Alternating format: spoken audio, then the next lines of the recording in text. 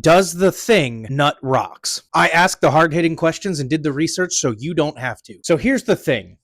All right, got that joke out of the way, thank you. A common misconception about the Thing is that he is 100% made of stone, when in fact, it's just his outer layer. One time the Thing had to land a punch so hard he actually exploded the outer layer of his skin, revealing an inner layer of muscles. In addition to that, during a fight with Wolverine, Wolverine slashed his face, which ultimately revealed flesh and blood under the rock. There have actually been quite a few fights where the Thing has bled, so we know that he has fleshy interiors just like us and is able to bleed, meaning that he has bodily fluids. In fact, on a couple occasions, we've even seen the Thing cry. And crying is actually a very important piece of evidence, because this shows that his body produces water. And we know from science that human nut is roughly 90% made of water, meaning that if his body is producing water for the bodily function of crying, it would most likely also generate water for the bodily function of nutting. Although fans of the 1990 film Mallrats may be asking the question, can he even nut? Because his penis might be made out of rocks. Now, if you have seen the movie Mallrats, you'll know that famously Stan Lee did not answer the question. However, many years later in a Vanity Fair interview, he did answer the question,